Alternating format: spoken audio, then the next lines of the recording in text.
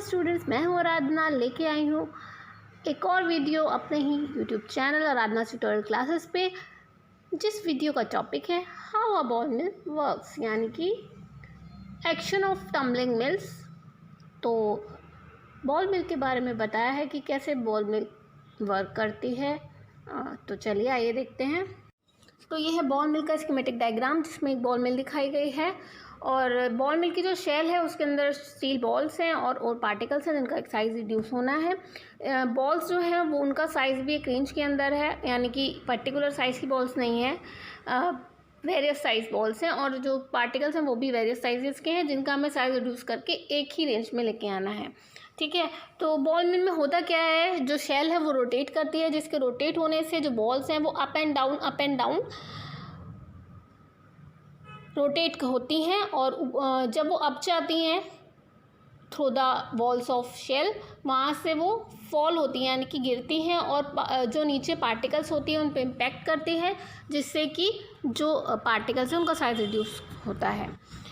तो ये बॉल्स को जो लिफ्ट करती है shell through the side of shell, उसमें जो एनर्जी लगती है that is expended in reducing the size of the particles. वो जो एनर्जी बॉल्स को लिफ्ट करने में खर्च हो रही है वो पार्टिकल्स का साइज रिड्यूस करने में यूटिलाइज हो जाती है।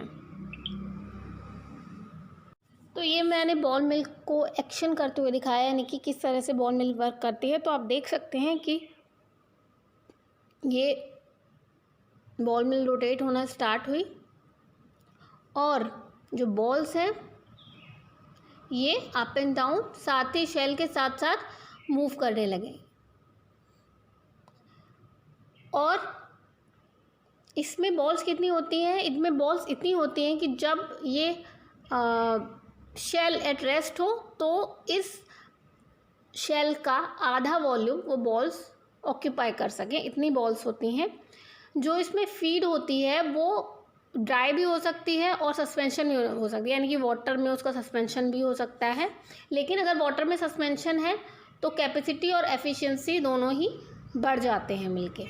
अच्छा, कितना सस्पेंशन होना चाहिए? सस्पेंशन बस इतना होना चाहिए कि जो बॉल्स हैं उसके बीच में जो स्पेस है, जो खाली जगह है, वो भर जाए विद दिस सस्पेंशन।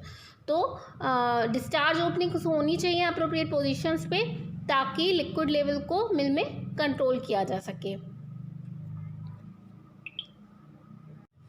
तो आप देख सकते हैं मिल रोटेट हो रही है और लिफ्ट हो रहा है, बार बार बॉल्स ड्रॉप हो रहे हैं।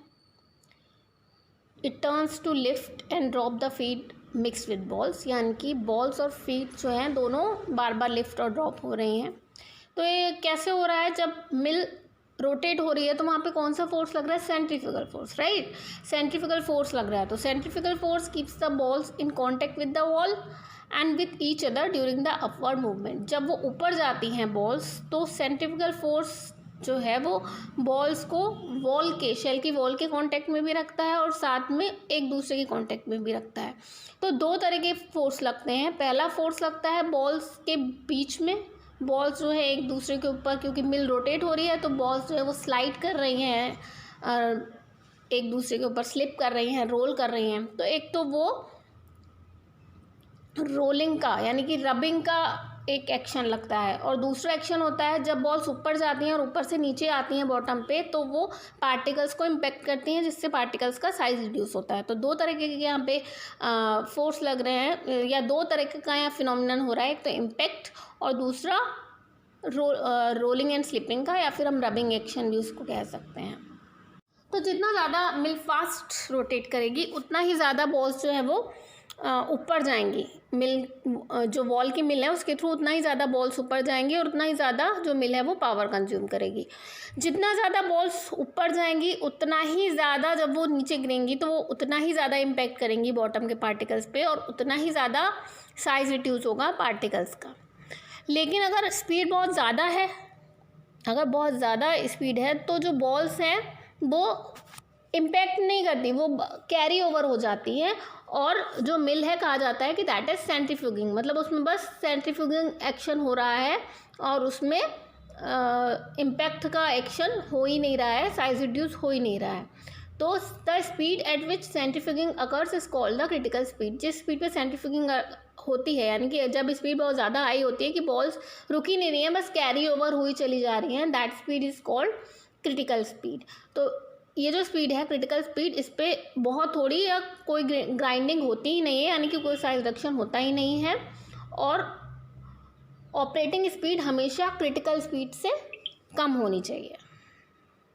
तो यहाँ पे हमने एक आपको फिगर बना के दिखाया है कि किस तरीके से जब बॉल मूव करती हैं तो उसमें कौन कौन से फोर्स लगते हैं। तो दो तरह के फोर्स लगते हैं, सेंट्रीफ्यूगल फोर्स और centripetal force. Centripetal force is nothing but the force जो कि अंदर की तरफ लगता है। जब कोई भी चीज़ रोटेट करती है तो उसमें दो फोर्स लगते हैं, एक सेंट्रीफ्यूगल फोर्स और एक सेंट्रीपिटल फोर्स।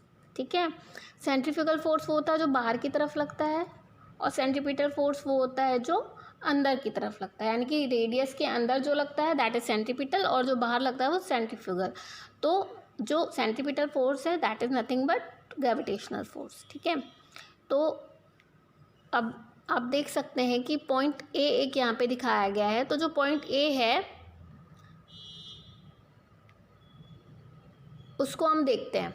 ठीक है, तो मान लेते हैं कि the radii of the mill is capital R and the radii of ball is small R. ठीक है, मिल की कैपिटल आर है, कैपिटल आर, और बॉल की स्मॉल आर है। ठीक है, तो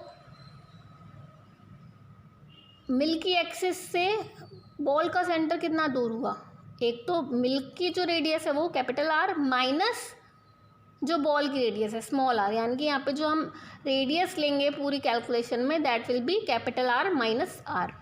ठीक है, अब let the radius AO from the angle alpha with the vertical, यानी कि वर्टिकल के साथ ये जो रेडियस है AO वो अल्फा एंगल बना रही है, यानी कि जो फोर्स लग रहा है जिस डायरेक्शन में वो जो रेडियस है AO और वर्टिकल के बीच में जो एंगल बन रहा है दैट इज अल्फा। ठीक है, अब मैंने जैसे कि आपको बताया दो फोर्स लग रहे हैं, पहला है force of gravity that is mg and the second one is the centrifugal force. Centrifugal force क्या होता है, m ओमेगा स्क्वायर r, यानी कि जहाँ पे ओमेगा क्या होता है एंगुलर वेलोसिटी, और रेडियस तो है आपकी कैपिटल R माइनस आर। ठीक है, और ओमेगा है एंगुलर वेलोसिटी जो कि होती है 2πn, n रोटेशनल स्पीड होती है। ठीक है, अब फोर्स ऑफ ग्रेविटी mg है, उसके दो कॉम्पोनेंट्स हो जाएंगे, एक होगा mg साइन अल्फा और दूसरा होगा mg कॉस अल्फा। अब सेंट्रीपिटल फोर्स जो होता है वो अंदर की तरफ लगता है, राइट, mg साइन अल्फा बाहर की तरफ लगेगा, तो अंदर की तरफ लगा mg कॉस अल्फा, तो सेंट्रीपिटल फोर्स हो गया mg कॉस अल्फा। तो दोनों ऑपोजिट साइड में है, बाहर की तरफ है सेंट्रीफ्यूगल फोर्स यानी कि m omega square r minus R, और अंदर की तरफ है mg कॉस अल्फा। ठीक है, जनरली सेंट्रीफ्यूगल फोर्स जो है वो सेंट्रीपिटल फोर्स से एक्सीड करता है। ठीक है, तो जो पार्टिकल है वो it does not break contact with the wall. जैसे ही अल्फा एंगल डिक्रीज होता है, यानी कि जैसे ही अल्फा एंगल डिक्रीज होता है, यानी कि बॉल जो है, आप यहाँ पे बॉल देख सकते हैं पॉइंट ए, वो और ज़्यादा हायर स्पीड पे चला जाता है, और ज़्यादा हायर स्पीड पे चला जाता है तो बिल्कुल वर्टिकल के पास चला जाता है, यानी कि अल्फा एंगल जो है वो डिक्रीज होता है। ठीक है, तो जब अल्फा एंगल डिक्रीज होता है तो सेंट्रीपिटल फोर्स यानी कि जो फोर्स ऑफ ग्रेविटी है वो इंक्रीज करता है। कैसे, क्योंकि सेंट्रीपिटल फोर्स है mg कॉस अल्फा, तो अल्फा जितना कम होगा उतना ही कॉस अल्फा ज़्यादा होगा। तो जैसे जैसे अल्फा डिक्रीज करता है वैसे ही कॉस अल्फा इंक्रीज करता है, और वैसे ही mg कॉस अल्फा यानी कि सेंट्रीपिटल फोर्स इंक्रीज करता है। तो जैसे जैसे अल्फा डिक्रीज करता है सेंट्रीपिटल फोर्स इंक्रीज करता है, और जैसे ही स्पीड एक क्रिटिकल पॉइंट पे पहुंच जाती है, यानी कि मैक्सिमम हाइट पे बॉल पहुंच जाती है, उस पॉइंट पे दोनों ऑपोजिंग फोर्सेस जो है वो इक्वल हो जाते हैं, यानी कि सेंट्रीपिटल फोर्स और सेंट्रीफ्यूगल फोर्स दोनों इक्वल हो जाते हैं। ठीक है, तो यहाँ पे हम अगर इन दोनों को इक्वल कर दें, यानी कि mg कॉस अल्फा और आपके m ओमेगा स्क्वायर r को अगर हम बराबर कर देते हैं तो कॉस अल्फा की एक वैल्यू आ रही है यहाँ पे। ठीक है, अब अगर ये तो आपकी कॉस अल्फा की वैल्यू है, पर क्रिटिकल स्पीड पे क्या है आपका अल्फा 0 है, यानी कि पूरा जो बॉल है उसका जो हाईएस्ट पॉइंट है वो क्या है, वर्टिकल वाला, तो यानी कि ये पूरी जो रेडियस है पूरी वर्टिकल से मिल जा रही है। तो क्रिटिकल स्पीड पे अल्फ़ा 0 हो जाता है और कॉस अल्फ़ा 1 हो जाता है, और स्पीड जो है, जो n यहाँ पे दे रखा है दैट इज़ NC, वो क्रिटिकल स्पीड हो जाती है। तो अगर हम यहाँ से कैलकुलेट करें तो क्रिटिकल स्पीड की ये वैल्यू आ जाती है NC is equal to 1/2 into √G/R-R। तो बॉल मिल की स्पीड क्रिटिकल स्पीड से ज़्यादा नहीं होनी चाहिए, क्योंकि क्रिटिकल स्पीड से ज़्यादा होगी तो ये माना जाएगा कि द मिल इज सेंट्रीफ्यूगिंग, और जब सेंट्रीफ्यूगिंग होती है तब कोई भी ग्राइंडिंग एक्शन नहीं होता या बहुत कम होता है, या फिर कोई भी ग्राइंडिंग एक्शन नहीं होता।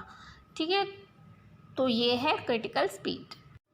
तो टम्बलिंग मिल्स या फिर बॉल मिल्स को लगभग 65 to 80% of the critical speed run किया जाता है, और जितने ज़्यादा प्रोडक्ट फाइन होता जाता है, यानी कि जितना ज़्यादा पार्टिकल स्मॉल होते जाते हैं, सबका साइज़ एक सार होता चला जाता है पार्टिकल्स का, वैसे ही the capacity of a ball mill diminishes and the energy requirement increases. Capacity इसलिए डिमिनिश होती है, कैपेसिटी मतलब कितना एक मिल अपने कितना जो है प्रोसेस कर सकती है, कितने पार्टिकल्स प्रोसेस कर सकती है। जब सारे पार्टिकल्स फाइन हो जाते हैं तो वो ज़्यादा स्पेस घेरते हैं, और जब ज़्यादा स्पेस घेरते हैं तो उतनी ही ज़्यादा एनर्जी रिक्वायरमेंट होती है, क्योंकि जो बड़े बड़े पार्टिकल्स होते हैं उन्हें तो ज़रा सा एनर्जी लगता है और वो टूट जाते हैं, लेकिन जब वो बहुत छोटे हो जाते हैं तो उनको और ज़्यादा फाइन करना मुश्किल हो जाता है। ठीक है, तो जैसे as the product becomes finer the capacity of a ball mill diminishes and the energy requirement increases. तो ये तो था video on the topic how a ball mill works. अगली वीडियो होगी शायद अल्ट्रा फाइन ग्राइंडर्स पे, और अल्ट्रा फाइन ग्राइंडर्स में फ्लूइड एनर्जी मिल्स के ऊपर। तो प्लीज़ इस वीडियो पे नीचे कमेंट करके ज़रूर बताइएगा आपको ये वीडियो कैसा लगा। आप किसी और टॉपिक पे वीडियो बनवाना चाहते हैं, या और कोई भी आपको कुछ कहना हो, मैंने अच्छा नहीं बताया हो, या फिर कुछ भी जो भी आप शेयर करना चाहते हो, आप नीचे कमेंट्स में लिख सकते हैं। मेरी वीडियो को अगर आपको पसंद आई हो तो शेयर कर सकते हैं, मेरी वीडियो को लाइक भी कर सकते हैं, मेरे चैनल को सब्सक्राइब कर सकते हैं अगर नहीं किया है, और अगर कर लिया है और बेल आइकन नहीं प्रेस किया है तो वो भी आप प्रेस कर सकते हैं, और आगे ऐसे ही वीडियो आती रहेंगी। Thank you very much.